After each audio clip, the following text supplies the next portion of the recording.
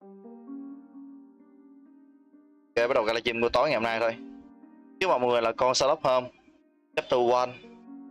Lâu lắm rồi tôi mới quay lại những cái con dòng game trinh thám. Này là sớm nha anh em. Con này về sớm, lại sớm, lại bù cho hôm qua. Hồi tôi làm con ca, đấy đã làm 2 ca, tôi làm một hồi cái tôi ngủ quên luôn.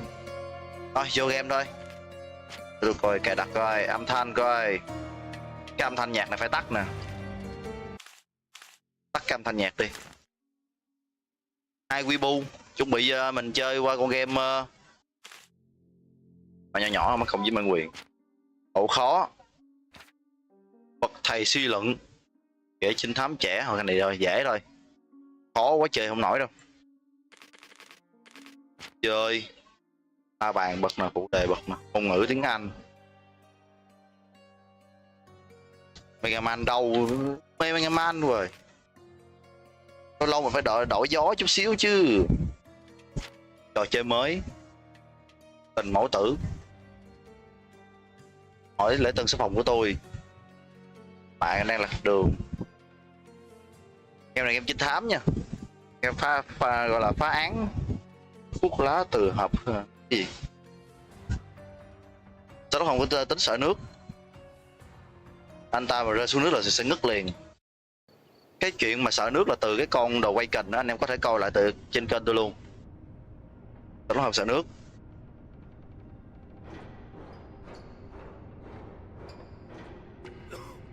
Cứ làm mê man hoài, tôi chơi cái tôi chán luôn á. Em coi em chán nữa. That's what you need. A mouthful of the good stuff and you'll see the back of any seasickness. Thank you for your support, John. Don't suppose you Đang bị say tàu. No, I don't get seasick. John nè, ông bác sĩ ở Watson nè. We've almost arrived at Cordona. I can see land through the porthole. Lúc này là Sherlock Holmes với ông The captain seemed more bác interested sĩ in his maids còn than trẻ. his maps. Oh, is Sherlock grumpy? Cheer up. We're back where we grew up. It's quay về quê exciting. hương à. What's changed? What's the same? I'm starting to question whether the weeks-long journey was worth it. Traveling all this way, enduring this indignity simply to visit a grave. Đi thăm mộ. Even if it is my Mộ của mother's. mẹ tôi thì That's just Mycroft's nonsense, still rattling around in your Hitman head. đâu, Hitman còn Try trong to máy. forget what he said. I have. I believe it was that this is a performative farce, a feeble excuse to avoid responsibilities, and that there was nothing to be gained from it. You needed to do this. Enough of the self-pity and doubt. So we're a little late. What of it? We'll retire to the hotel and visit her in the morning. It'll be worth Anh em it. phải tập trung vô coi cái cốt truyện con này á, con này nặng cốt truyện lắm á. The captain's wife of his indiscretions, I will not stand in your way. At last. Cuối cùng cũng thoát khỏi con tàu này rồi. To get off this cursed boat. Sherlock Holmes bị kiểu xây tàu We'll á. go together. Chúng ta sẽ đi cùng nhau tới mộ của mẹ Sherlock Holmes, quay về quê. Phần này nhìn Sherlock Holmes kiểu còn trẻ mà, đôi mươi rồi. Ông nào đây? Thuốc đồ để gâu quay nón nè.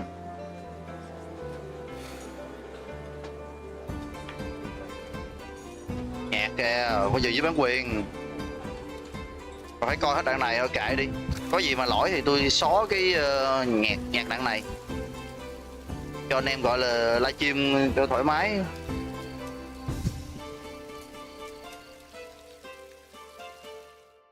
Nhạc đó với bản quyền đó chắc luôn.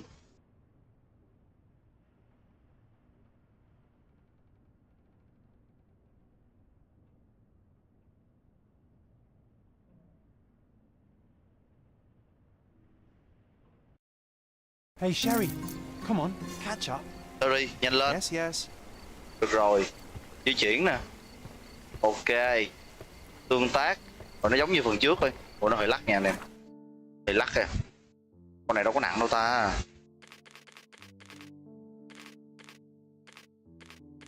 Coi đồ họa coi.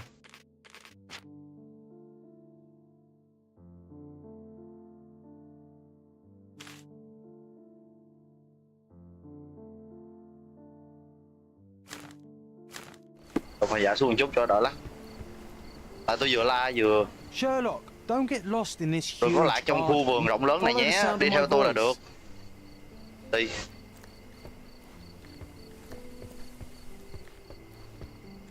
Welcome to Il Palazzo de Lusso, sir.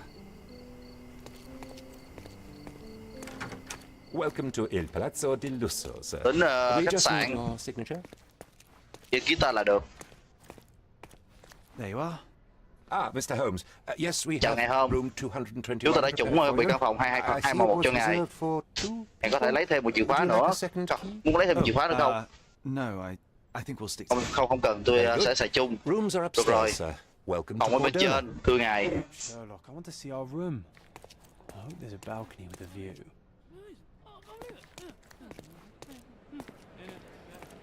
Cái đàn này giống kiểu trong Hitman quá anh em. Anh nhớ cái đàn mà thằng kia đứng ở đây chào không? Em.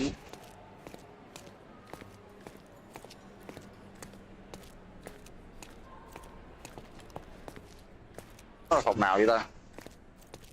Đây à?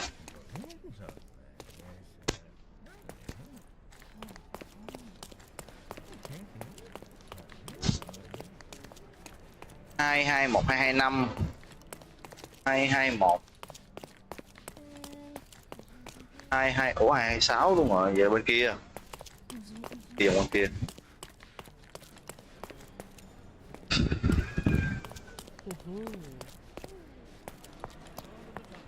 Hai hai một 223 đây, 221 đây. Đây. I apologize, sir, but your room is not yet ready. Phòng ngài của ngài chưa sẵn sàng. Trong lúc chờ đợi ngài có thể thư giãn ở bên sảnh. Tonight, the Tối restaurant nay is nhà offering hàng a phục vụ complimentary món Marlin's ceviche to all our guests. Marlin miễn phí Let's cho tất check cả what they các have khách. on offer.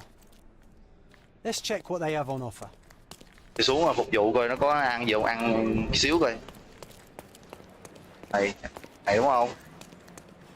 Hai món này. Hey, Sherry, just our luck. Gặp may rồi. If seafood's not to your taste, everyone loves Benedict's batch. Our poached eggs with hollandaise sauce.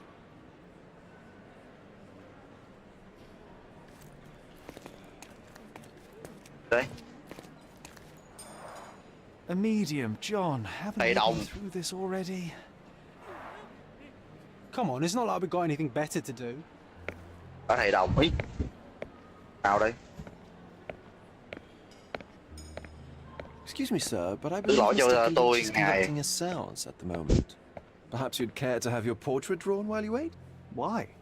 Pardon. Này là họa sĩ Why vẽ should I chân dung sit for không? a portrait? Họ hỏi mình muốn vẽ chân dung hay không? Sir, it's... Ngài đó là một nghệ thuật. It doesn't need a why. It is its own justification. All things require justification, be they objects, systems, or beliefs. How about art as the lens through which we see the truth of the world? That's backward. Truth is not subjective and not complicated. Tôi It's không nói just đâu the cần nhất thiết là truth. phải It vẽ either đâu. is or it Chụp hình isn't. được mà. You do not need a Ông kêu nói lens to cái see này là it, nghệ just thuật. an open mind. Ha! That seems rather close-minded. Truth, like beauty, is in the eye of the beholder. Vẻ đẹp nằm trong So mắt tell người me, what do xem. you see? Ôi vẽ nhanh vậy? Mediocrity. Tầm thường.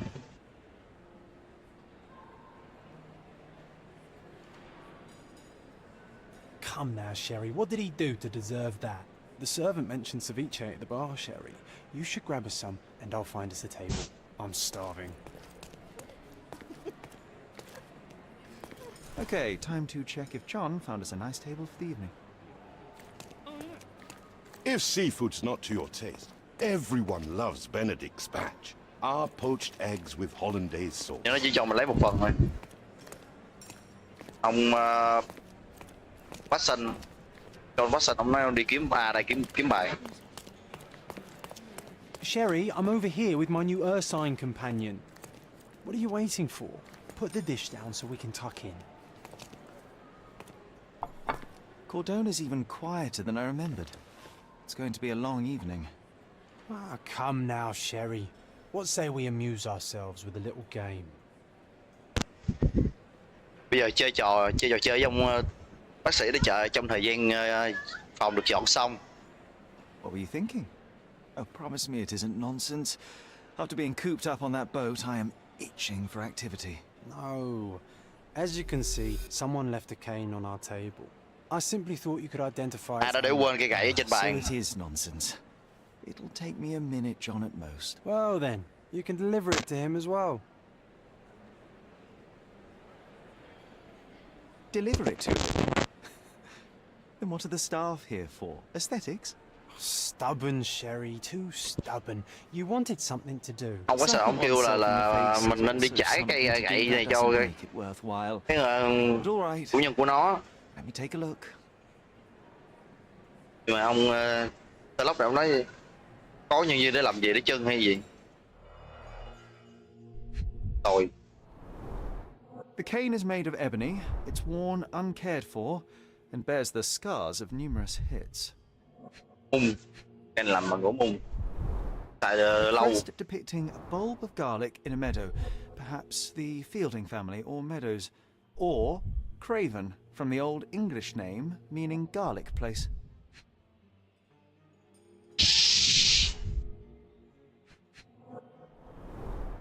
The hand grip is a head of a golden Javanese statue, probably stolen from a temple. The dents suggest it has been used as a bludgeon. This cane is an expensive and ostentatious weapon. Its owner must be vain, volatile, and of noble English blood. Take it with you, Sherry. Let's return it to its owner. All right, I hope you noted down your observations in your casebook. But how are you going to find this nobleman? The cane itself is not Cái gậy này enough. của quý tộc. I may have to ask other guests if they saw who was here.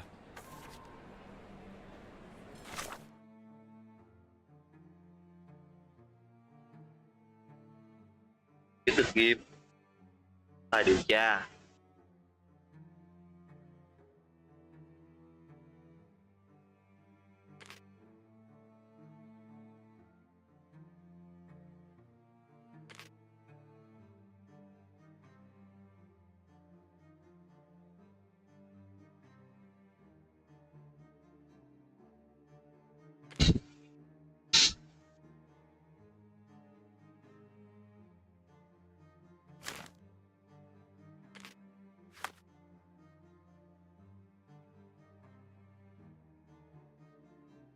Có thông tin nè.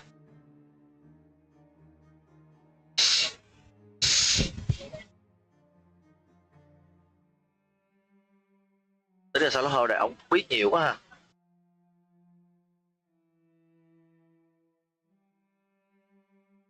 Nhìn vô cái là biết thông tin liền. Kinh thiệt.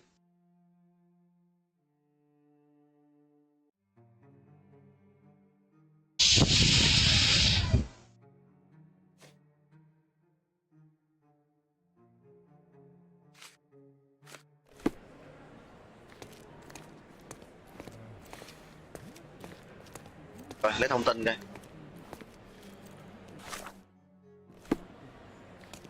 Tác được. Pardon, monsieur, but I am not in the mood to talk. Rồi có biết hay gọi là cái người nào giữ cái cây gậy đó được không?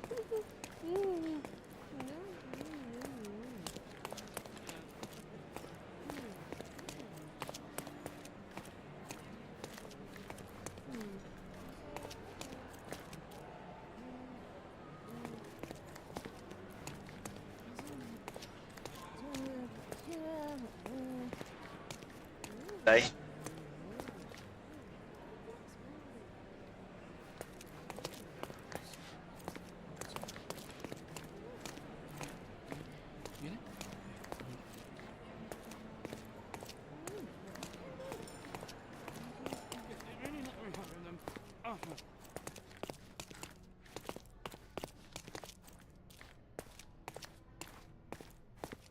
Someone left their cane at my table. I suspect he will want it back. My apologies, sir, but I wouldn't know how to identify its owner. So the simplest option ended in failure. That's irritating. No, what is irritating is you trying to break the rules of my game, Sherry. Don't be so lazy. Your room is upstairs, sir. Number 221.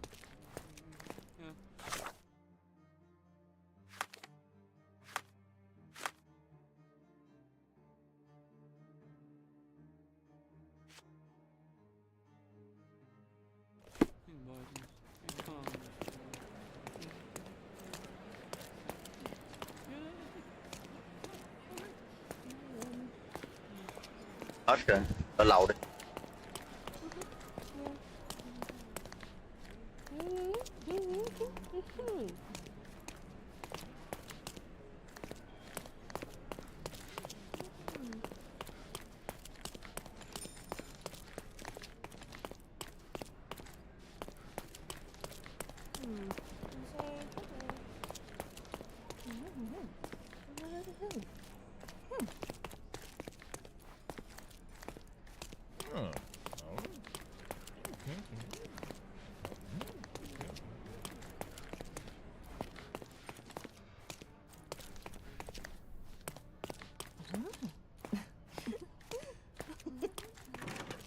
Ý, mở được hả?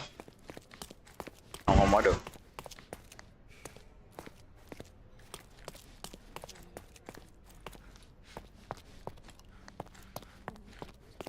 Không có ai tương tác được hết ơi.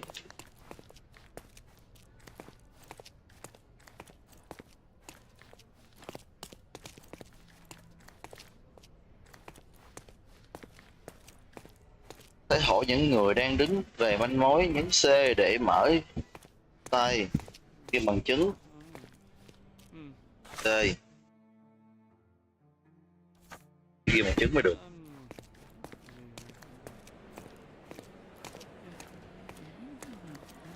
Help me, please. That's a question I can answer.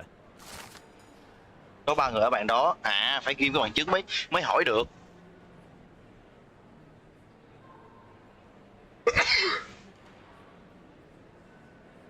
Well, even with your keen senses, Sherry, I doubt you'll find the cane's owner on your first try. And would you be confident enough to bet on it, my friend? Why not? Let's see how good you really are.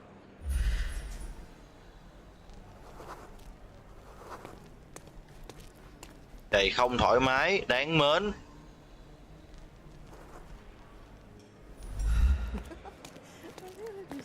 Could you help me? Oh, sir, I'm afraid I don't know about that.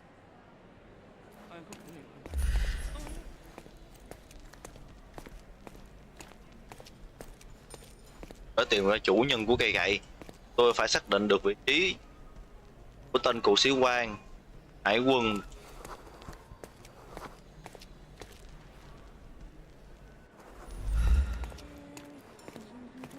Can I ask you a question? I would help you if I knew, sir. Ra trước khu vườn hả? Tôi đi ra trước khu vườn đó.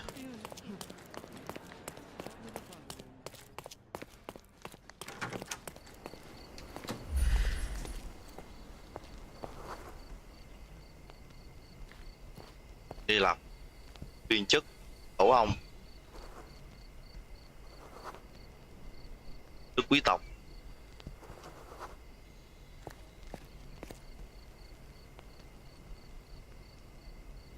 Cái thằng này quá bàn chân phòng rập, bàn chân này nè.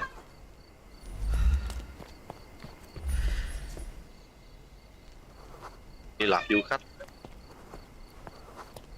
bác sĩ, thích đi bộ ngoài trời.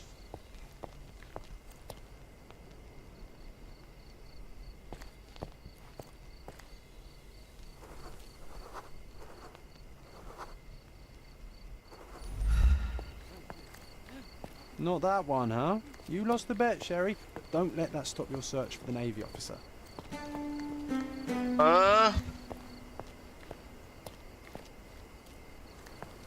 Phải chọn đúng một người á. Thua cược của viên cho rồi. Đức quý tộc rồi đúng không? Excuse me, just one question. I can't help you with that, sir. Could you help me? Excuse me? What? I'm not sure I know. Everyone's looking at us, Sherry. You sure you know what you're doing?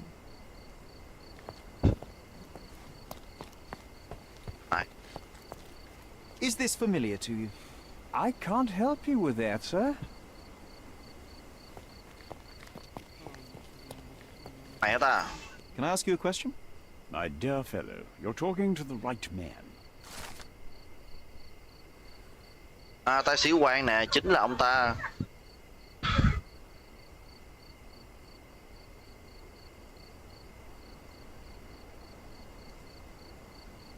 Vậy là không phải do của ông sĩ quan rồi, của hai vợ chồng.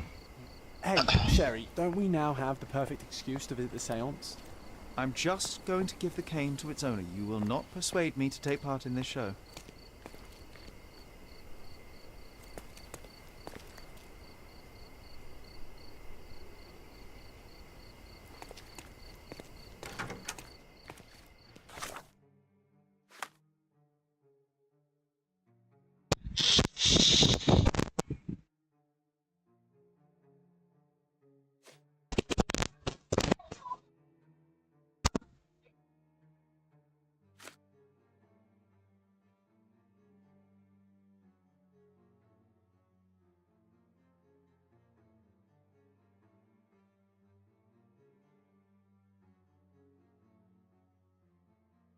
Vô phòng gọi hồn nữa không?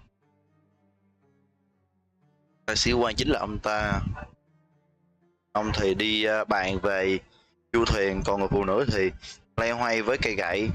Chắc cô ta đã đặt nó qua một bên khi gặp thầy đồng. À, giờ lên phòng của thầy đồng, hỏi ông này coi.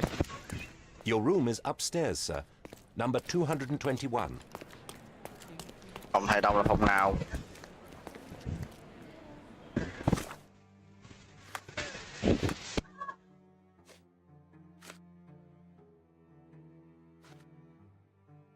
À, gặp gỡ thầy đồng nè.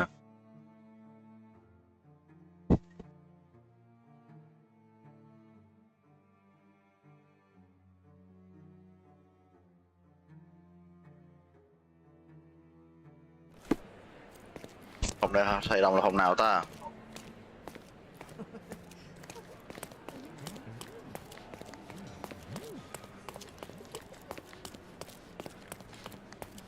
Come on, if you hurry, perhaps we'll see the ghost.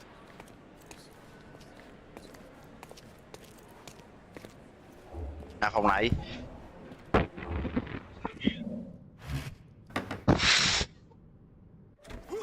This hotel, this island, it's full of thieves. First my cane, now the diamond. Take your hands off me! Do you even know who I am?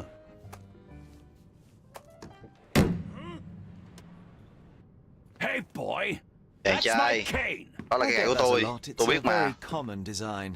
What? No, that's a custom made. A joke. A joke. It was left at my table in the restaurant. I thought it deserved to be returned. Well, I'll be... It is rare to encounter a straight-fingered true penny these days. What a gentleman. But I must ask, how did you know I was the rightful owner? Quan sát ổng đã.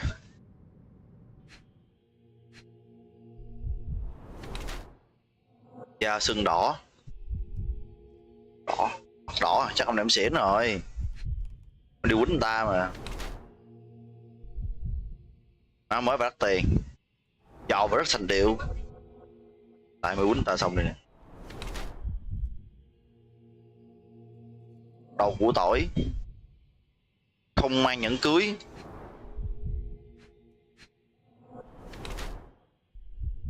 Dùng bạo lực. Nó này đó.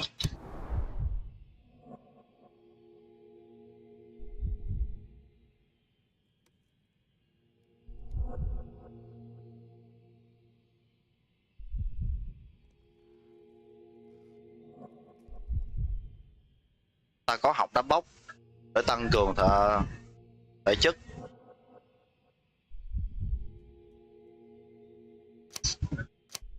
Một tên người Anh yếu ớt trong khu mát, tôi chọn là tên quý tộc Anh nhàm chán.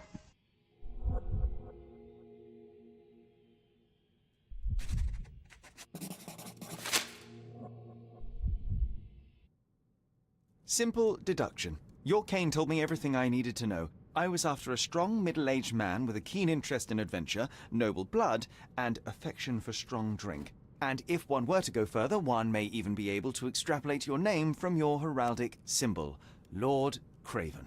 Marvelous. Simply Đón cái đúng luôn, sợ liền. marvelous. That's me, Lord Cậu ta là Andrew hài đồng xuất sắc. Craven.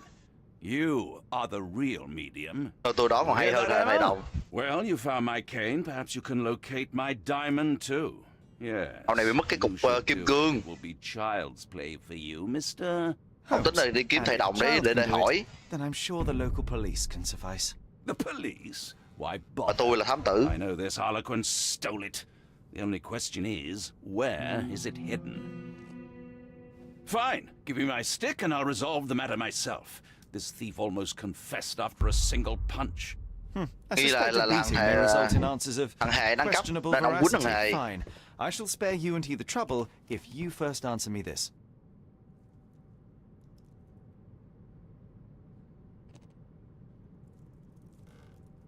How does a priceless diamond become the subject of a séance? It is an unusual accoutrement. Emma wished to speak with its former owners. Sao ông đem kim cương vô buổi cầu hôn? A Raja, an Indian king. So you were summoning long-dead Indian royalty and, pray tell, Của triệu họ hoàng gia you Ấn were Độ. expecting him to converse in Cái viên ngọc đó To là be của frank, Ấn Độ. Mr. Holmes, I don't believe in ghosts. But Emma was fascinated by the idea of meeting a real king, even a dead one. Well, a crown is a crown. Can you describe the stone itself? A yellow diamond, not less than 100 Kim cương màu carats, vàng, and perfectly hơn 100 etched. carat. There's not another like it. Có hình như quả trứng. You insist the medium robbed you during the séance. But what occurred? Ông khăng khăng là thầy độc đang cấp. It was a Có bằng chứng không? dirty Nó chơi bẩn. We were sitting Bọn tôi here đang in ngồi the trong bóng dark, tối, chanting niệm kinh. and holding hands as expected. Nắm lấy Then tay. something began to appear from the medium, like a cloud or a bubble. The swindler called it ectoplasm. Ah, yes. Common in the spiritualist trade, and quite the spectacle. Indeed, perhaps too much. My beloved Emma screamed in horror, and I stood to defend her, attacking that cursed ghost. How brave. But my hand hit nothing. The medium jumped away from me, and Emma fainted. I lit the candle, and the diamond was gone. Stay here, and don't touch anything. I'm going to investigate further. À, Don't fret, I'll be có nghĩa là keeping a ông này close ông đi eye on this thief. lấy viên kim cương vô buổi cầu hôn để cầu hôn một cái ông người là vua của Ấn Độ. Tại viên kim cương đó là bắt nguồn từ Ấn Độ. Trong cái buổi cầu hôn thì tự nhiên cái bà vợ bà bị giống như bị nhập. Xong rồi ông quý tộc này nè, ông đứng dậy ông bảo vệ bà vợ, xong rồi ông thổi tắt nến. Thì khi mà nến tắt này sáng dậy thì bị mất viên đá quý, và ông nghi là ông thầy động này ông ăn cắp.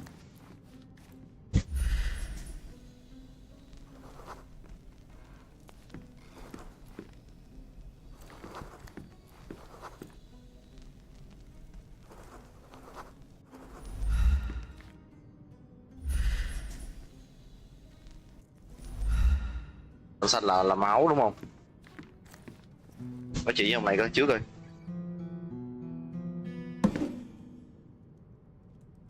What happened here? Còn này don't quách know. xanh là kiểu là The làm ghost. I cái summoned hài. it as usual, but then it all went wrong. The lady screamed and pointed at Lord Craven. And there was a shadow. Such a mystical force. It terrified the lady. And it must have taken the diamond. Who else could have?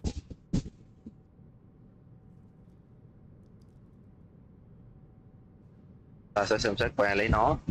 Hiện giờ có linh hồn nào Do đây you feel không? the presence of any supernatural entities at the moment? Are you joking, sir? My nose is broken. This maniac wants to kill me, and you're Tôi asking gãy about rồi. the spirits? I suppose this can wait. I will investigate, and the culprit will be identified. But this stubborn brute Lord Craven blames me right now. As if I could do something like that. Perhaps you can reason with him? Please?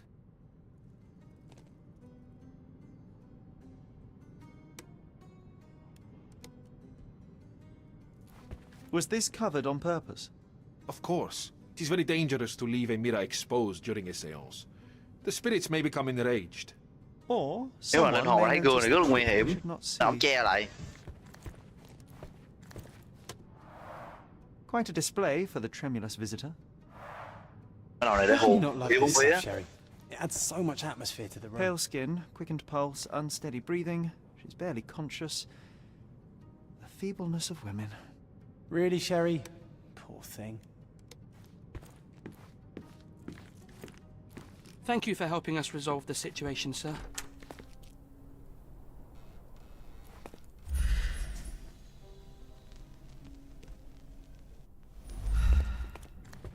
Gì để đánh dấu. À, quét nè, quét nè, quét nè. Oh, I love the ambience. Nice and creepy.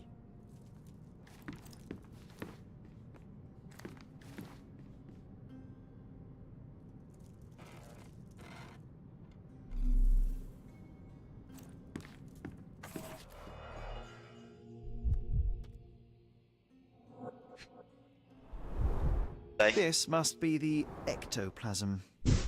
Too bad there's not enough for a proper chemical analysis. Ectoplasm. The ghost was here, Sherry. There are light traces of rouge on the edge of this wine glass. Thiếu phấn sáng. Ủa, Half a glass of Balblair scotch and the remains of a Paul Aranaga cigar. What else does a gentleman need?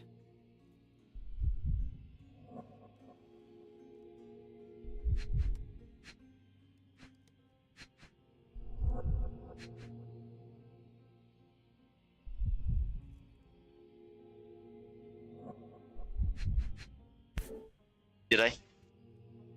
This brooch is old and cheap, but the moth design has its charms.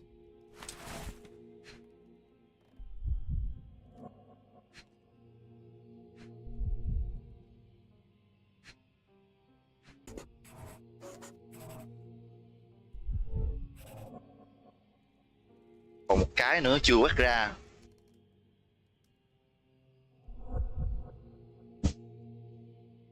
Cái này này mày.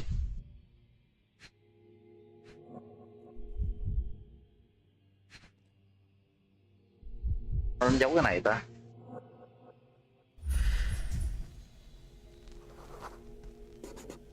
The diamond was placed on the table so that all participants could reach it. Ah, seems like you're ready to delve into your mind palace, Sherry. I'm sure you'll make some good deductions.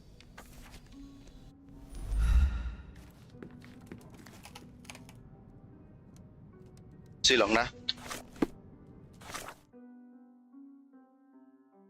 Tài điều tra.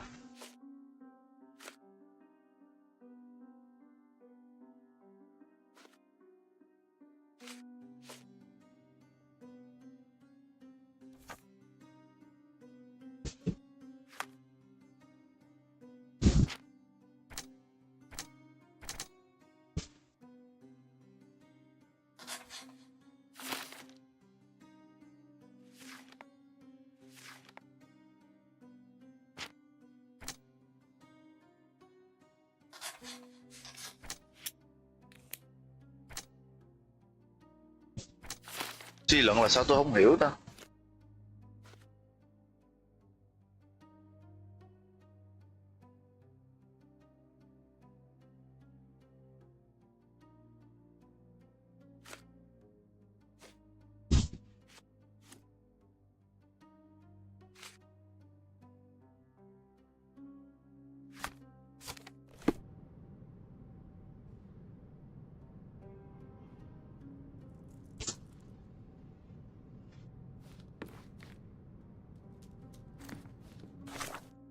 Cái này lắm.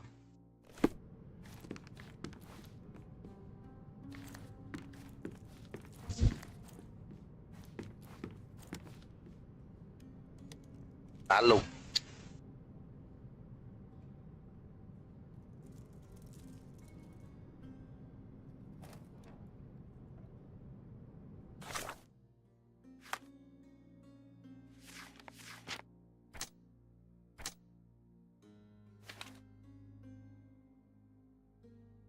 Chọn một bằng chứng, kết hợp nó với một bằng chứng có liên quan.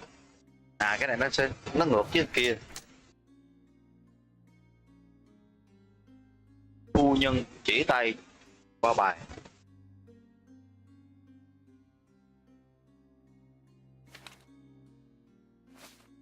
Chọn thằng này.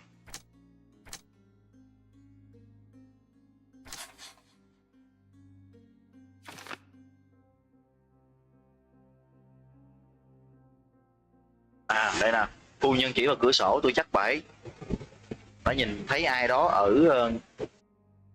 ở sau vườn. Để là tôi ta điều tra. Có ai đó ở phía sân sau.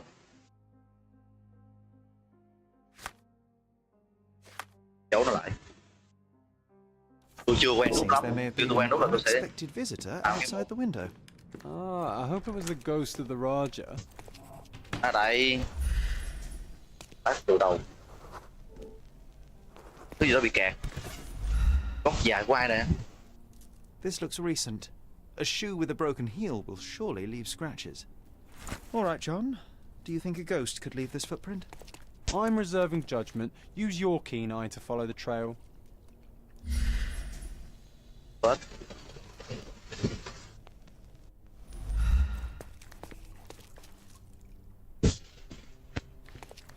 Cần theo những vết xước.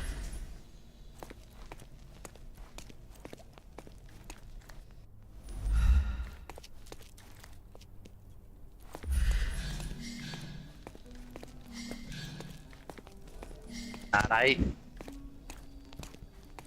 Đi qua đây rồi.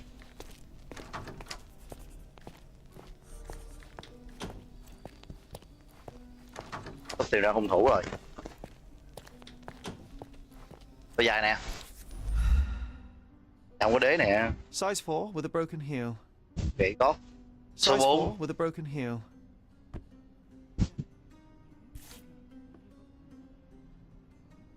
Size 4 with a broken heel. Rose D'Amour. All the maids in the hotel wear this exact shoe. So, Hậu definitely phòng. not the ghost of a Raja. Unless... Với hậu phòng. What a shame. Our witness was a nosy maid. Searching the entire hotel could be difficult. Perhaps the other maids can help us find her.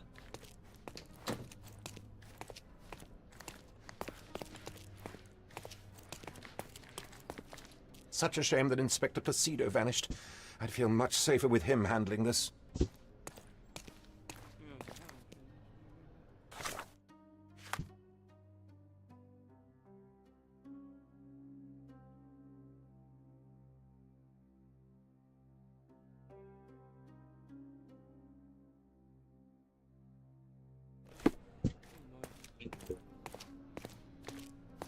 Này coi. Could you help me? You look like an honorable man. Tôi có vài thông tin cho ngài đây. Là nhân viên bảo Lucia. Bộ phận la mắng vì mang đôi giày thường làm quấy chờ hẳn đang dọn dẹp tranh trên là lầu.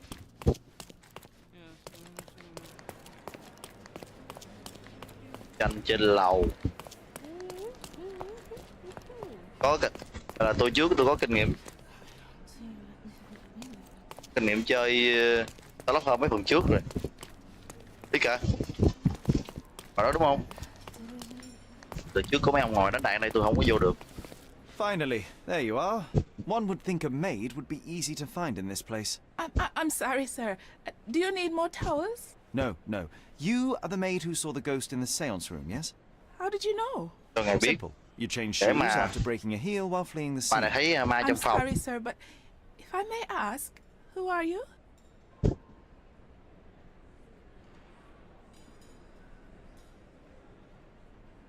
A precious diamond was stolen during the seance. Lord Craven entrusted me with its recovery. I'm sorry, sir, but we are forbidden to discuss the private matters of our guests. Are you also forbidden from peeking into private rooms, Miss? Saletta. Lucia Saletta, sir.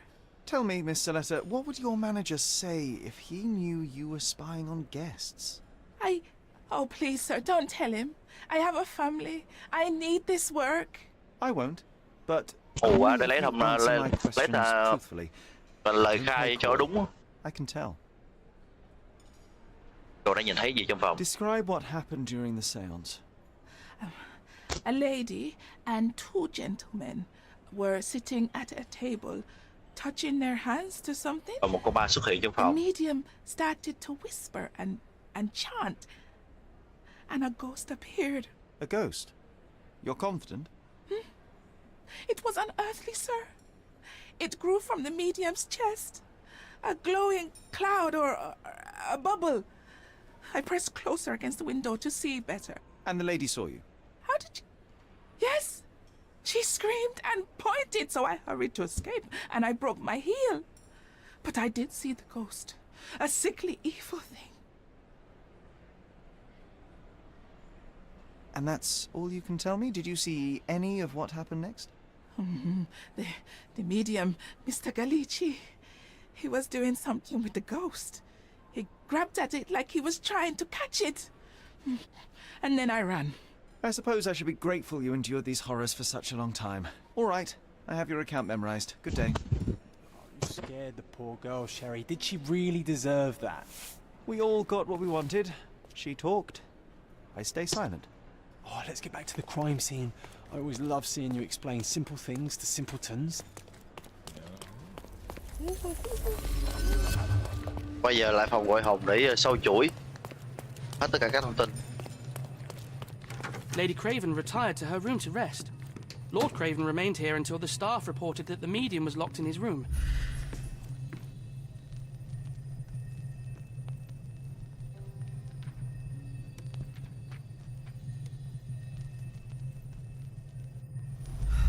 Giờ làm sao để ý?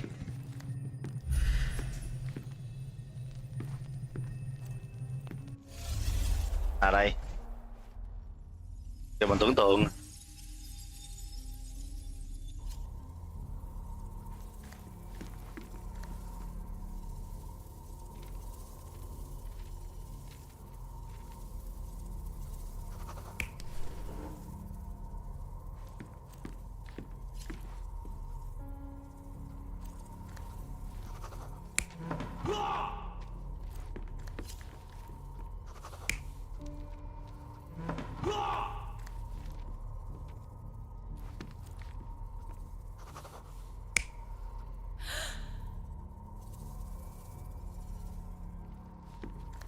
Đúng nè.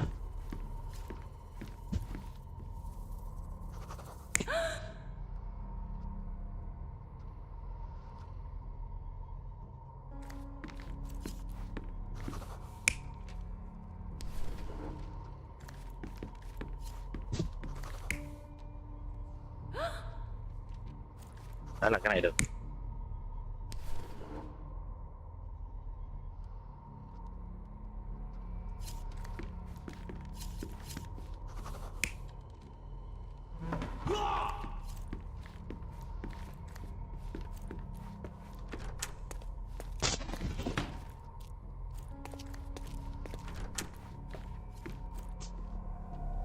Tài quá. It all began when the lady screamed and pointed at the window.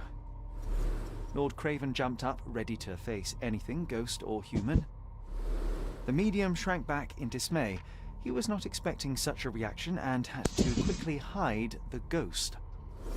The lady was the only one left touching the diamond, at least until she fainted. Amazing. It's like you saw it with your own eyes, sir. Oh, I forgot that you were here. I guess I should discuss all of this with Lady Craven.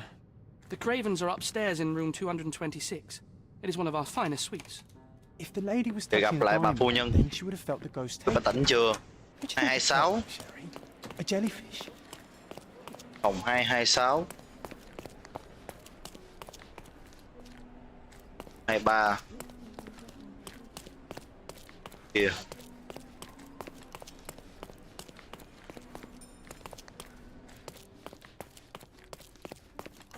Lady Craven is not who she seems. Đây. Remember her. Đáng này. Lady Craven is not who she seems. Remember her behavior in the hall?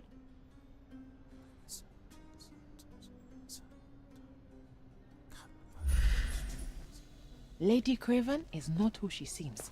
Remember her.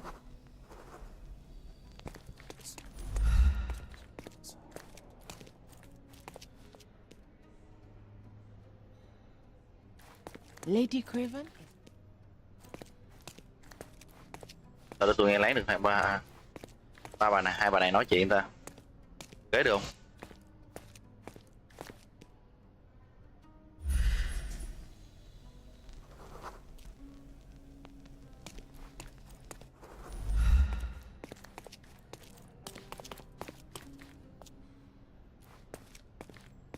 À,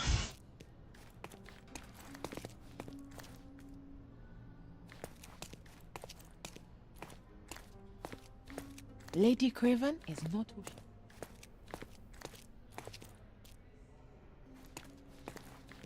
Khi bạn thấy biểu tượng cái tay, chữ A và lọc ra những từ quan trọng. Lady Craven is not who she seems. Remember? Sao giữ A được? Nút A.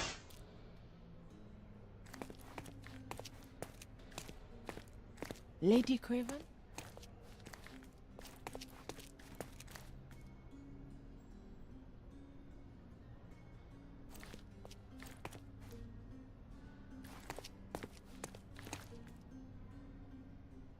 Tấm.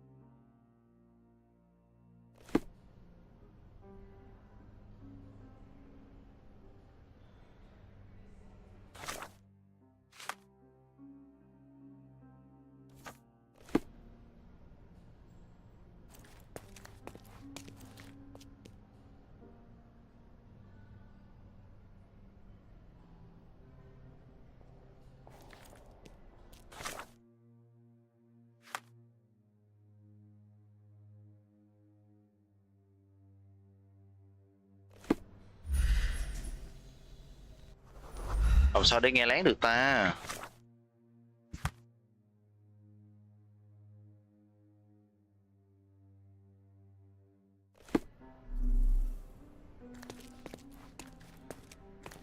Lady Craven is not who she seems.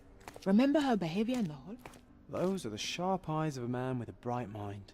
Almost like mine.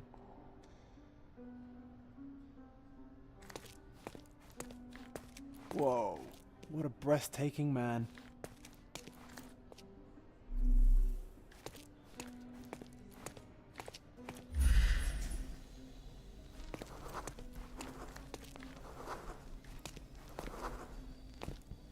Lady Craven is not who she seems. Remember her behavior in the hall?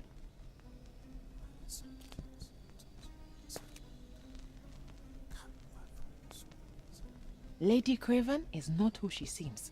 Remember her behavior in the hall? À.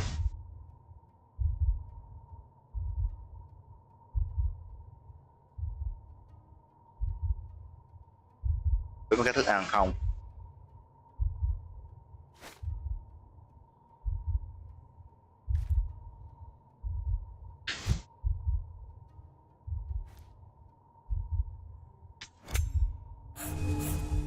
Phải nhanh mới được. Phải nhanh mới được. Lady Craven is not...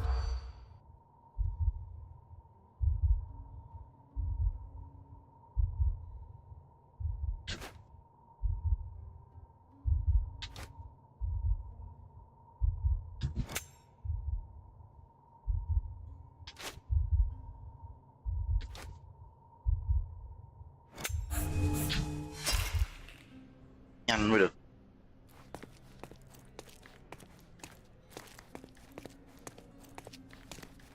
Lady Craven is...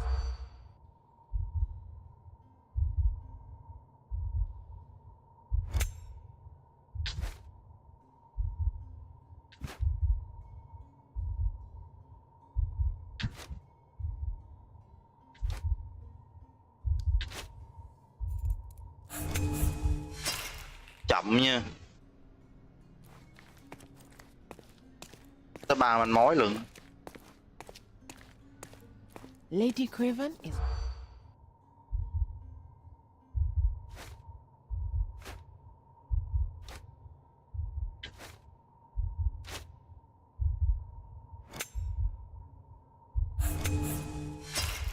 Sai.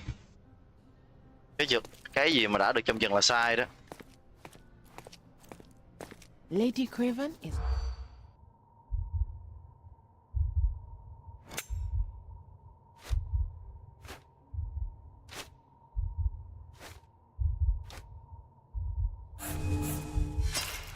Sử dụng để phi lê là đúng nha.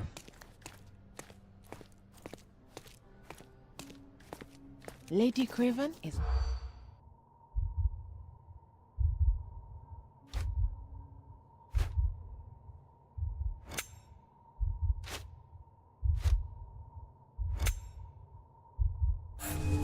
Đó được trong chừng nữa là đúng. Ở kia gì?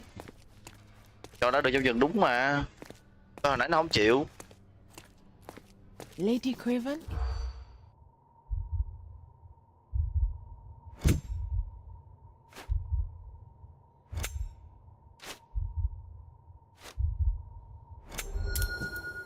Ba cái này. Họ đùng là người phụ nữ đó có thể không phải là vợ. À, theo như quan sát thì cô ta cứ giáo giác suốt cả buổi tối.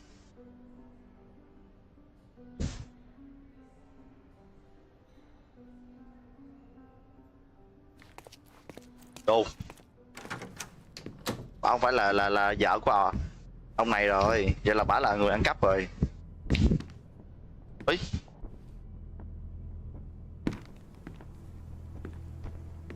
Ông run rẩy vậy. Bà chết rồi. You're here at last. Cô nó tới rồi. Tôi thề tôi không làm gì cả. Vào là thấy cô ta vậy rồi. Questions for her, but it seems I've arrived too late. Now it's a matter for the police. Giờ chuyện phải giao cho Mr. cảnh sát Holmes, thôi. you said it yourself. They're children. They'll only make things worse. You promised me you would investigate. Investigate a theft, not a murder. Fear not. I will tell them all I've uncovered. Please help me. The police will surely accuse me of Emma's death. You are the only one who can find the truth. Fine, but only because it's slightly more interesting than the walls of my room. Tell me what happened. Look, after you left, I waited in the seance room until the servants locked up Mr. Gallici, the medium. And was your mistress there too? Oh, so you know? I suppose I shouldn't be surprised. Regardless, the staff took Emma to her room. She was still feeling dizzy. So you didn't follow her. Interesting.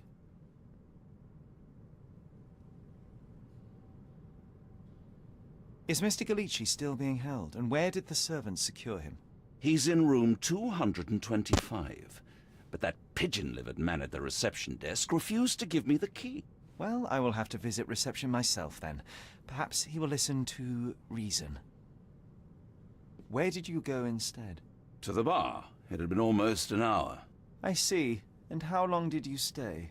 I partook of a well-earned whiskey or two before retiring upstairs. Ask anyone there. Now we arrive at the tragedy at hand. So what transpired after your detour to the bar? I headed up to my room to find Emma on the bed. I didn't pay her much attention at first. I was still preoccupied with that damned medium. But when I realized she was silent, I drew closer and discovered she was dead. What's more, the diamond lay right there beside her. Oh, well, that is splendid news. Splendid? The return of the diamond will be cold comfort if I live out my days in a jail cell. You must help me. Let me see what I can find. Rồi. Already have yourself a murder mystery. Câu chuyện là Why am I not surprised? tôi bước vào phòng là tôi thấy là ông chết rồi. Nhưng mà này không phải là phu nhân của ổng, có nghĩa là chứ là người tình thôi hay là như thế nào đó mà biết. Bước giờ là thấy chết. Hỏi ổng thì ổng nói là ổng lúc mà bà vợ vô cho phòng một mình, ổng đi nhậu.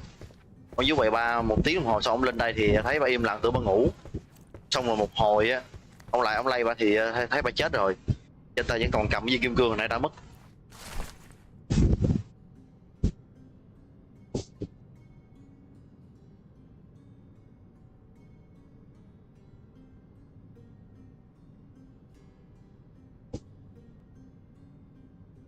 Còn là chúng ghi sẵn cái tờ giấy luôn nè.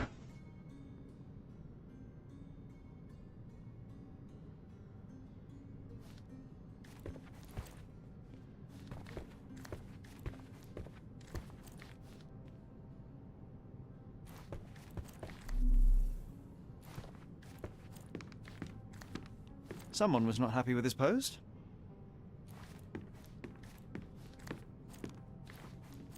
Someone was not happy with his post.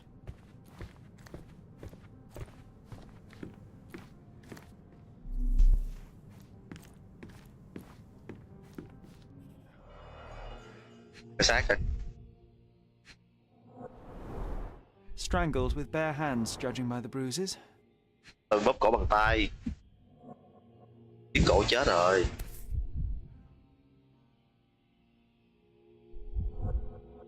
This must be the missing diamond. A tremendous specimen, now forever tainted. Bế bẩn rồi. Everything was tipped out of the bed as if it was searched. Do you think she Đục stole lội. the stone? It's certainly possible, but we won't get her confession now. Well, there is a professional medium right next door.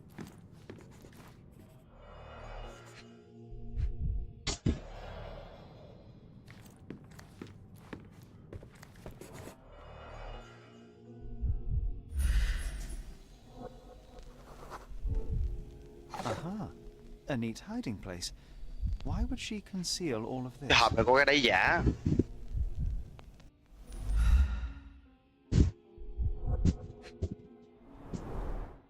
Fard Rouge Calomel Mascara, a real altar of beauty for the travelling temptress.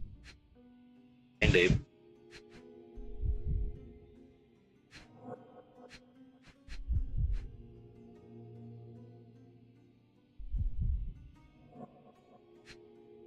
Ừ.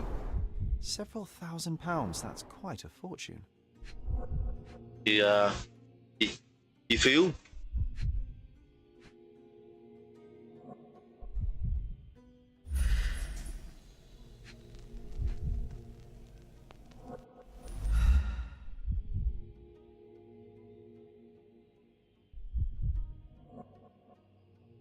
Và 2 cái nữa.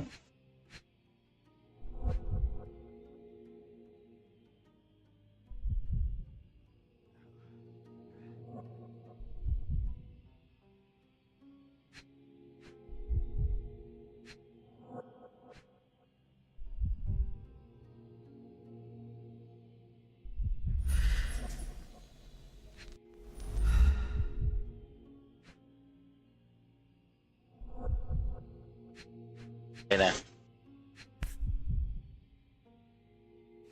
This ring looks out of place among the others, and the design is familiar.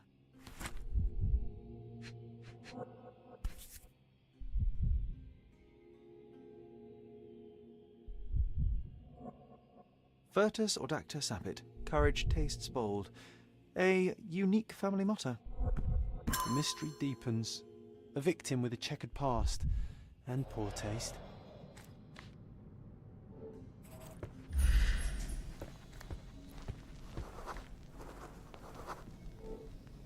A remarkably lỏng lẻo. simple lock.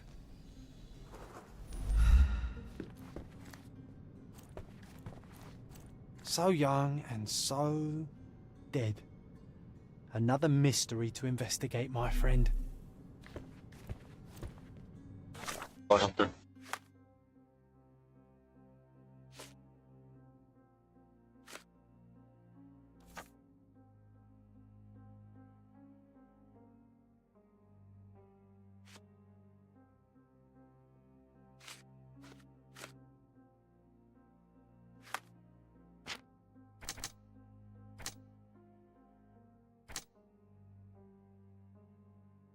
Bồi thường.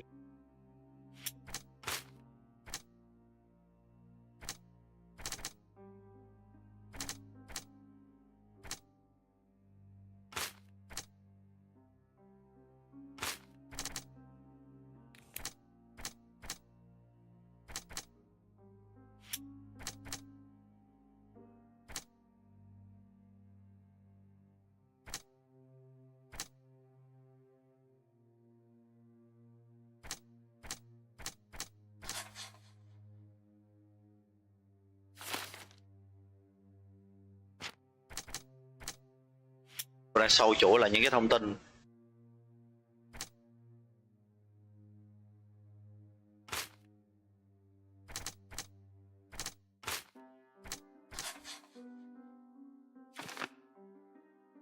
Tên sát nhân loại bỏ viên kim cương.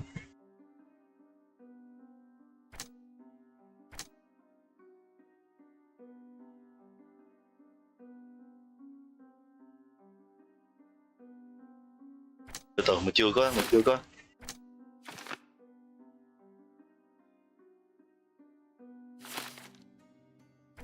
Cái này là mình chọn đúng á.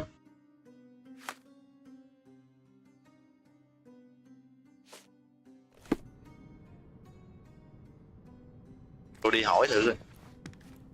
Đây đi, ông thằng Watson đứng canh nha. Tôi chạy xuống quầy ba tôi hỏi thăm. Coi coi có thật sự là ổng ngồi dưới quầy ba 1 tiếng đồng hồ. Nếu mà ông có bằng chứng ngoại phạm thì mình sẽ loại ổng.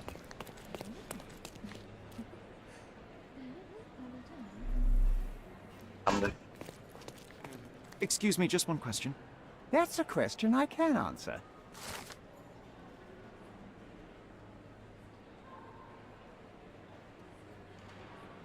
Có một chút thôi, không tới 1 tiếng đâu.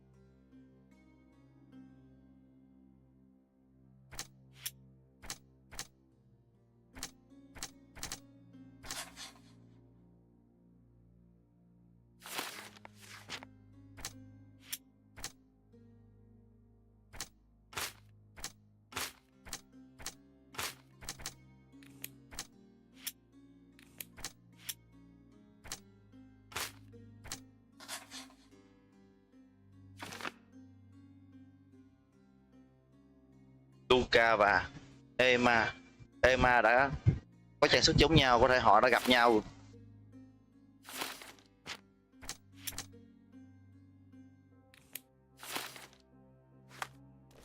Giờ tôi phải qua cái khu của thằng kia. Give me the key to Luca Galici's room. Tôi theo phòng là chìa khóa phòng. About the events of the seance. I suppose you are an impartial outsider. All right, but please do not give it to Lord Craven. Ông đưa chìa khóa cho tôi rồi. Sợ đưa cho ông lãnh chúa mà công quýnh lộn lộn với ông là thầy đồng. No need to cause another ruckus. 2 năm đúng không? Last thing we want is the police to come. 2 năm. Giờ vô phòng của thầy đồng. Chà. 2 năm. Năm gì bình.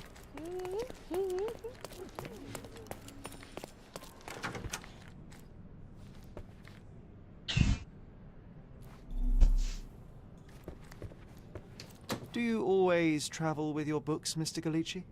I do. In my line of work, one needs resources available to help deal with the unpredictable A familiar substance. It's the ectoplasm that stained the seance table, but this time, there's enough for analysis. Nhiều và đủ để phân tích rồi.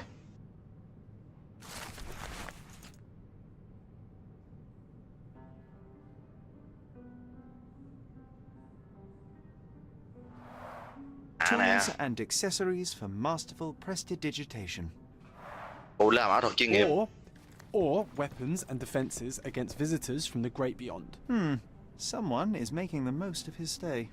Can you blame the man? I'd say he's not ordering enough.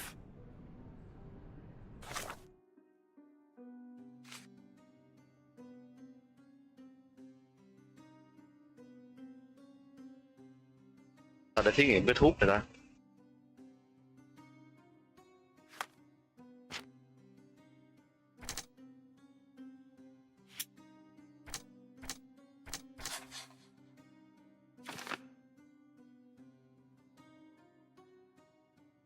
Chìa khóa giữa của 2 phòng rất là lỏng lẻo nên Luca có thể dễ dàng cậy ra được. Đây nè, cái đường này băng bên kia được đây nè. Từ từ để lấy hết thông tin đi rồi tra hỏi nó lần một.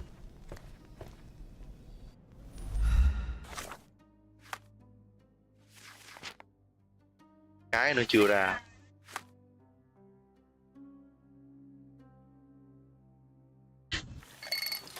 Rồi tự phân tích luôn, khỏi cần phải vô kiếm bàn. Hãy kéo hai chất thử vào, có phản ứng.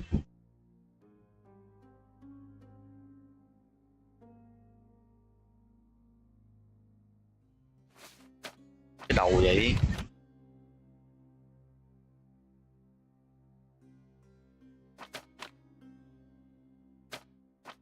Sao? Ba thằng này và hai thằng này à?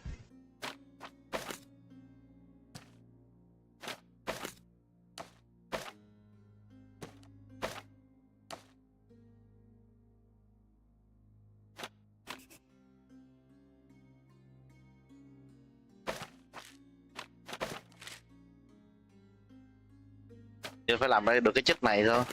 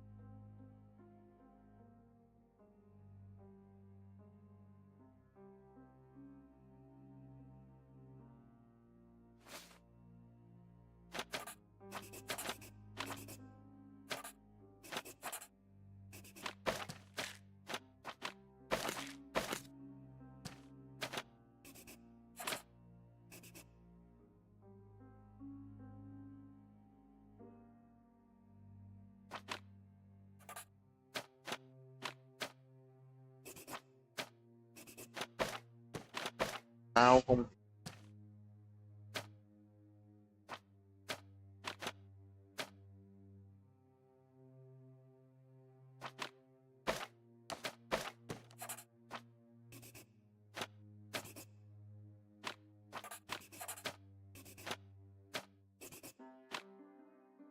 Không hiểu.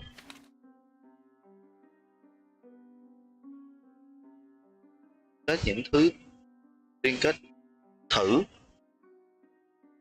Đây là kéo hai chất thử vào.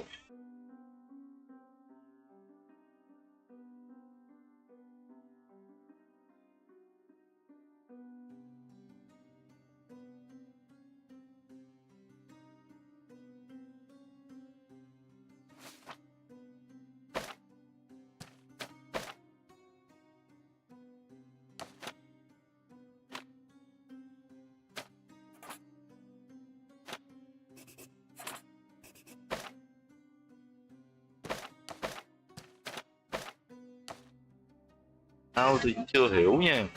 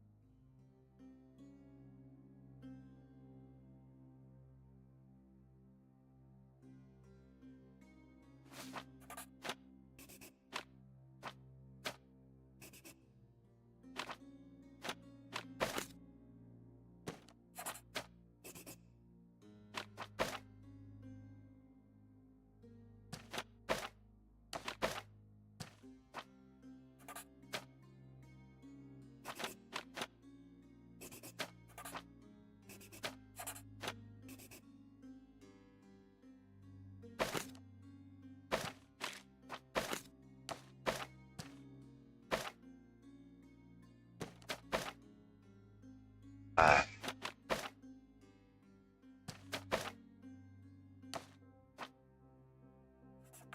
À. À. Đúng chưa? Lắm. Nó được không?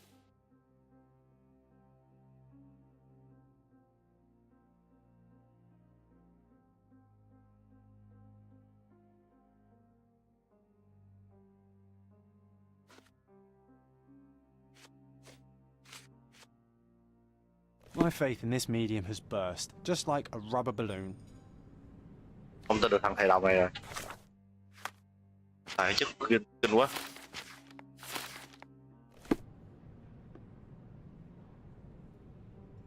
I'm afraid I can wait no longer to hear your account of the seance, Mr. Galici.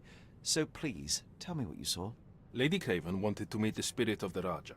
My conjuration was successful. Perhaps even too successful. I am sure the spirit was the only one who could have taken the diamond. Lord Craven needs to leave me alone. Do you think the police will believe you? Of course. I didn't take anything. And spiritual phenomena are beyond their control. Or should I summon the ghost again so they may attempt to handcuff it? I think I would prefer to begin my investigation in the physical realm. Quan sát ổng này.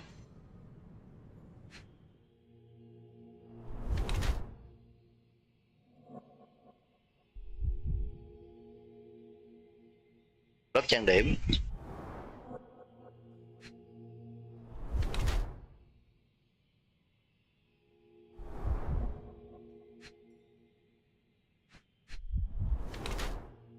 Đây tôi được tôi luyện khéo léo.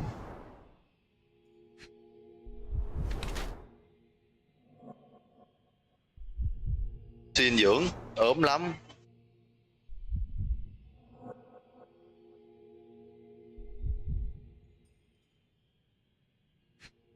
Tại vì đây. Wow.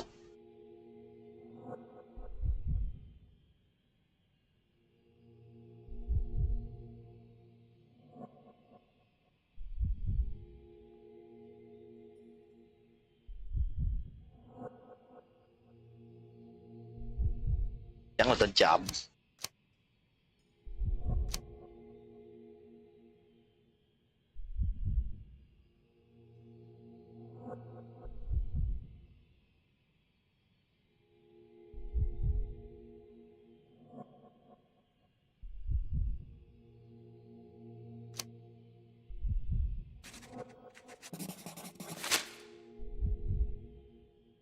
Lớp trang điểm này nè.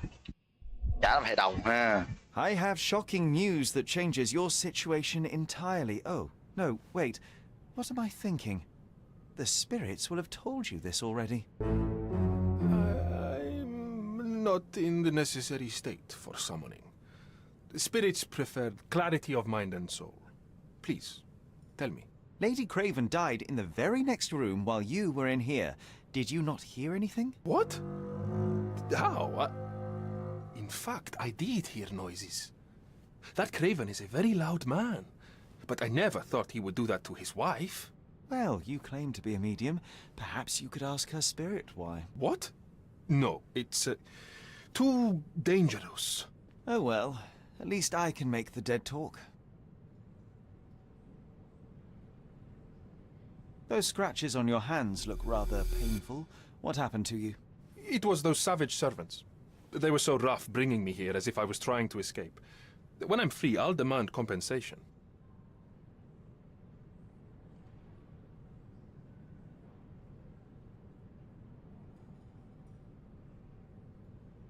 Ra bằng chứng.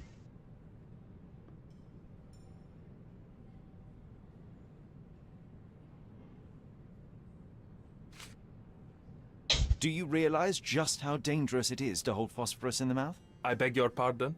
I'll bet it makes your rubber balloons glow impressively in the dark, but you'll regret it when the hypertension and vomiting sets in. You mock my talents, sir. You shouldn't be so flippant about things beyond your earthly understanding.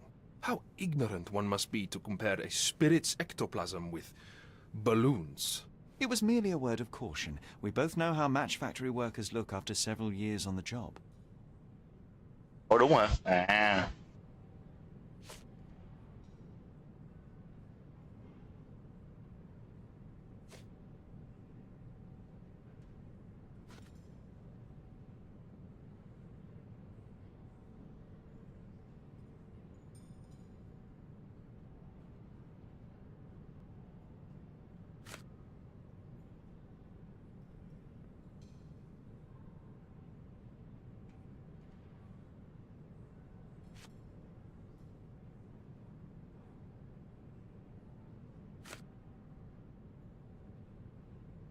That's a remarkable pin of yours, Mr. Galici. Does it have any meaning? The butterfly? It's a reminder of a time in which I was truly happy. What a coincidence. Lady Craven had a ring with the same design. A coincidence indeed. I suspect it is a common theme in jewellery.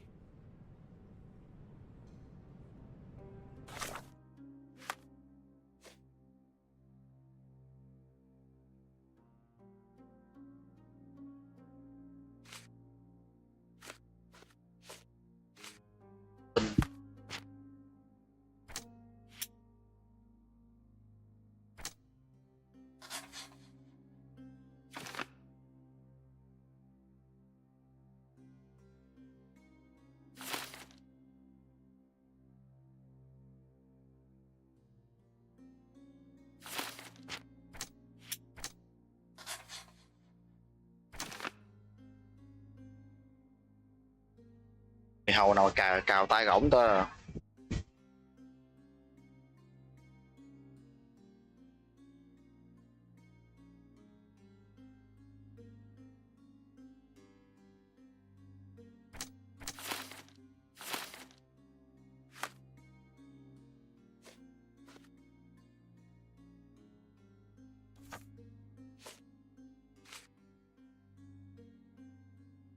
Ý tiền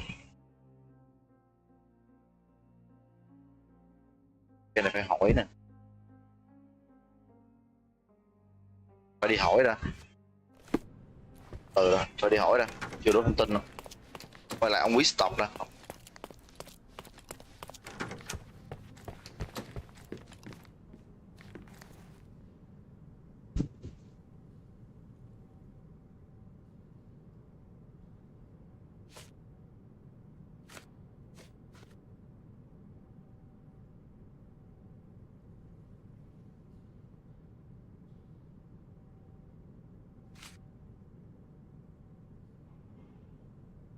I found these jewels secreted away. Are you familiar with them? Ah, it cannot be so. That deceptive wagtail. How could she do this? That sounds like a yes. These items were supposedly stolen from us during our trip. I must have spent hours reporting it all to the police. And it turns out she had them all along. The trollop. I'd kill her myself were she not dead already.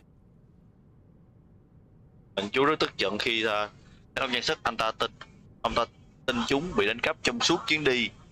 Nó cũng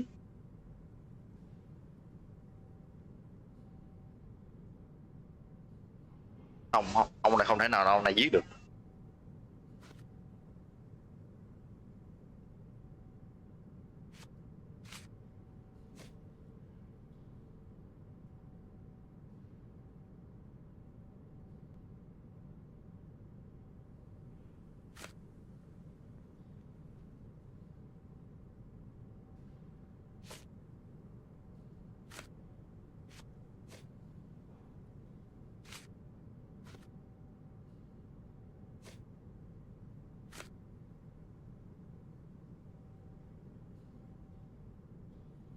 Stop wasting time. The murderer is getting away.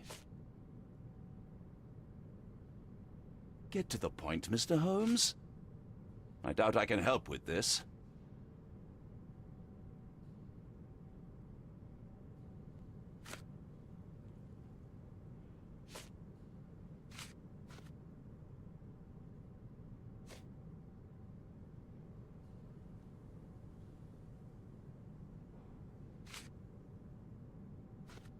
Stop wasting time. The murderer is getting away. Do you recognize this ring? Should I? It's a third-rate piece if ever I've seen one. I'd never buy something like this. Did you ever see Miss Emma wearing it? No. And why should she? I gave her enough jewelry that she could wear a superior ring every day of the week. Cái này chưa bao giờ thấy bà đó đeo.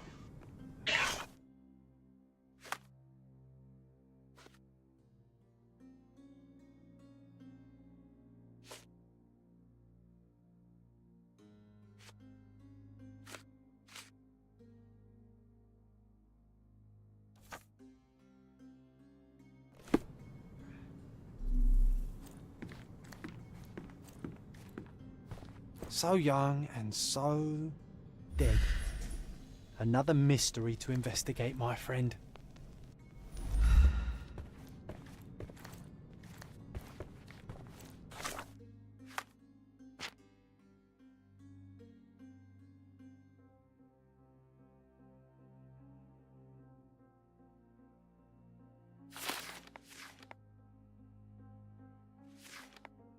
Những thiên hơn là thầy đồng đang cấp đồ giết người.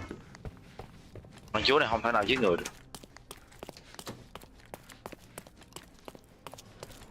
Giờ giết thì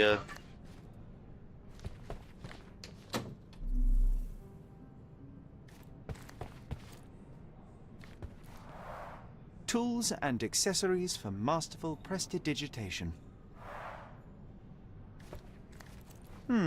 Someone is making the most of his stay.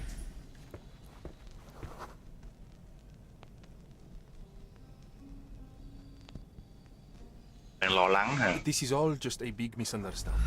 The spirits confirm it. This is all just a big misunderstanding. The spirits confirm it. Phải suy luận thôi.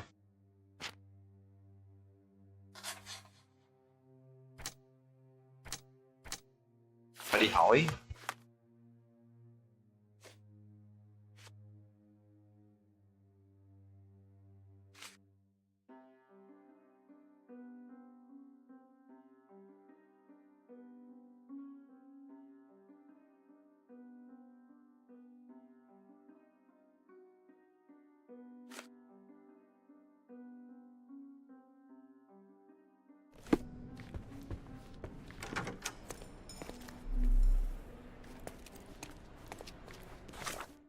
Tin nữa.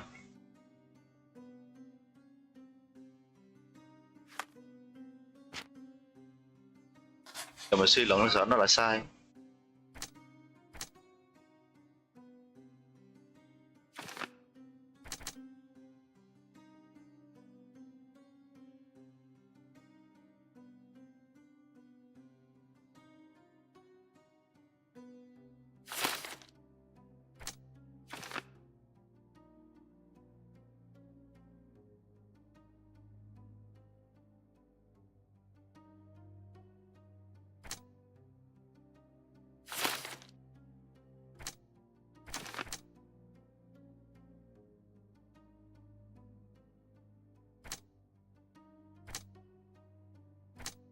Giờ phải coi cái tay của con kia đúng không? Coi cái tay của con em mà coi nó có dấu vết tích gì không?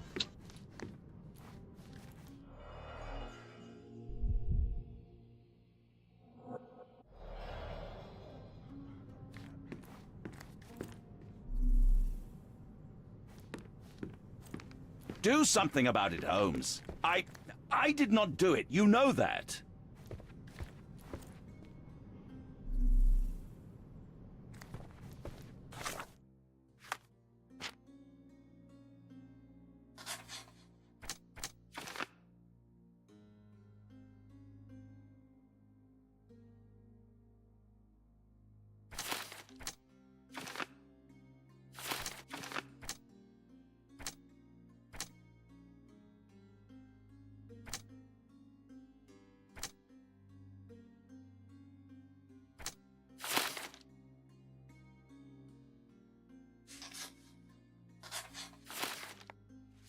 Tin rồi.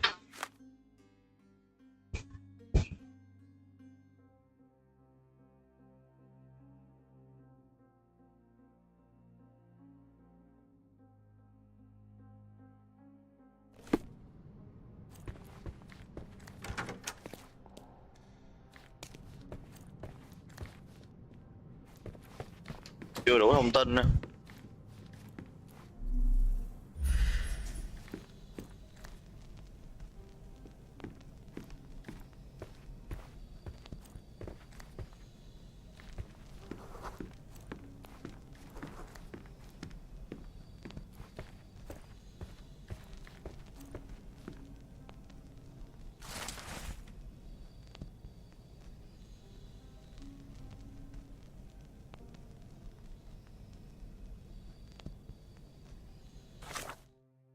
Nó mới nè.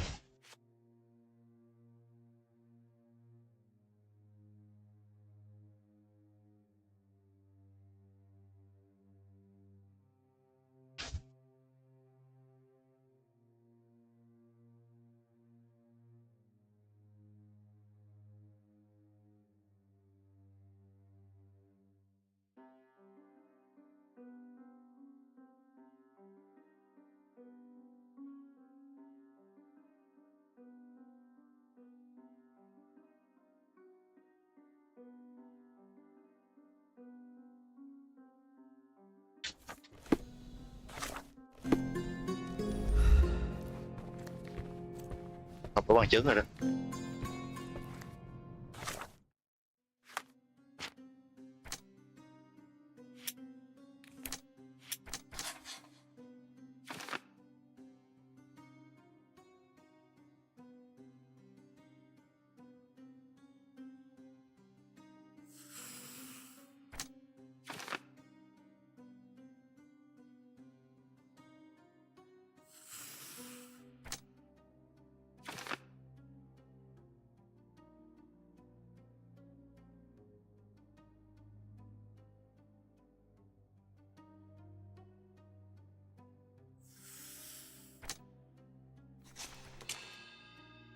Không, thằng này kẻ giết người ngay.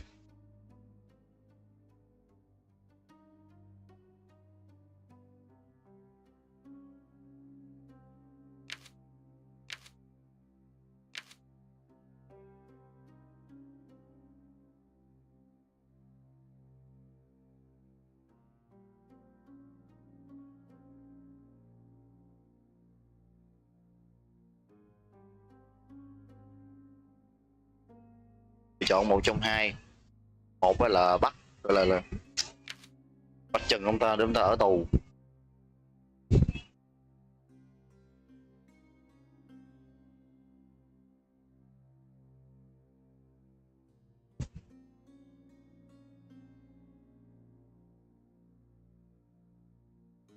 À, nghĩa là Emma là nhỏ này nó ăn cắp, nó là người ăn cắp cái viên đá quý, nhưng mà nó gọi là nó vu oan cho cái ông Luca này,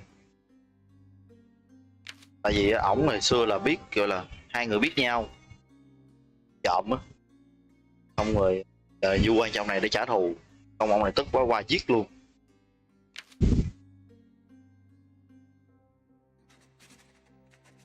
Bài màu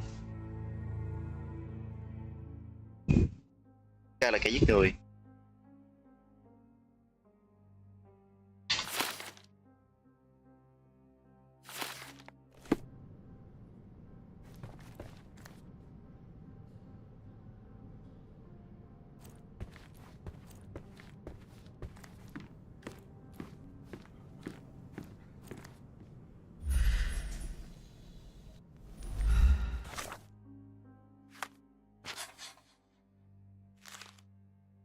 Thay đổi suy luận đi. Chắc không, chắc chắn rồi. Gì nữa? Thay đổi cái này coi. Không, nếu thay đổi cái này là nó sai hết luôn. Lý lắm rồi. Do something about it, Holmes. I did not do it. You know that.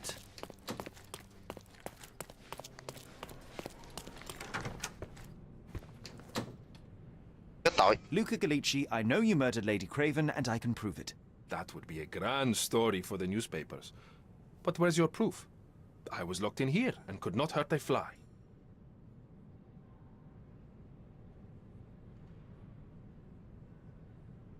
As for the motive, it's obvious that you deduced that Lady Craven was the real thief. Of course, it helped that this was not your first encounter with Miss Emma.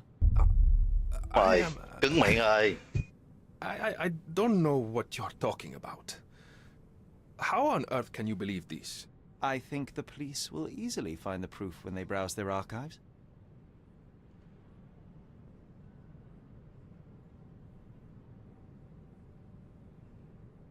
Your wrists are bloodied, and there's no way a servant's manhandling could cause such an injury. It was Lady Craven as you strangled her. You are fantasizing, Mr. Holmes. Yes, the locked room. Good of you to mention it. I inspected the door between the rooms, and the lock on it is piteous. You could open it with a penknife. So I am now a burglar, as well as a thief and a murderer? It is done, Luca. You will be arrested. Your best strategy now is to confess and hope your reasons were justified. I don't know how you figured it out. But yes, I killed her. I had to. This woman could not get away with ruining my life twice. Twice? I knew Emma before she was a lady. I mean, she pretended to be noble back then too. But only so our gang, the Moths, could steal from those snobs. She betrayed us, stole all our money and disappeared, leaving us to rot in jail. I was young. I spent 3 years in that hell. And tonight, she tried to set you up again. Did she recognize you? She didn't. I came to her afterwards, pleading that she drop this farce, but she laughed in my face. I just remembered my time in the clink, all I suffered while she indulged. And I grabbed her throat.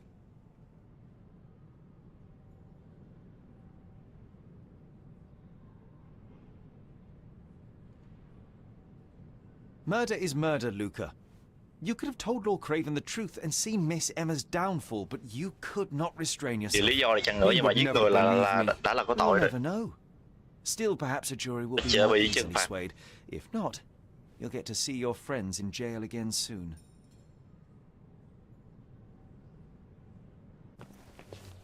We'll meet again, Holmes.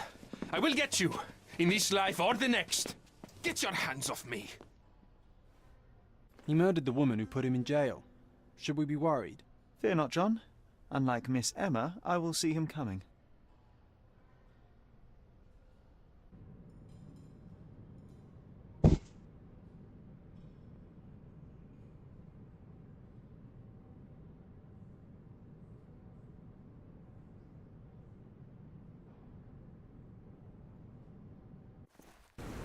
That was too much fun, Sherry. I'm buzzing. Buzzing. Wasn't it fun? A woman died, John. I was too slow to the truth, too hesitant to intervene. How can you... Oh, lighten up. Those people made their choices. If you swan about with a diamond in Chuẩn bị your ốp nha anh pocket, em. that's Nếu what mà nghỉ chút xíu rồi wealth is a sẽ tiếp tục weakness. ca hai. So we must blame those who covet it. With enough money on the line, Sherlock, a man will do just about anything, even murder. And then we get to solve it. I suspect you perhaps cannot grasp the true horrors of mortality, John. Oi, I am aware of my perilous existence, thank you very much. I must admit, even if the outcome of the adventure was imperfect, there was some pleasure to be had in the puzzle. Well, Cordona seems more depraved and decadent than we thought. I bet you'll get another chance. A bet, you say? A figure of speech. Just a figure of speech. Damn. Well, take one last look at the view, then we must be off. It's time to do what we came here for.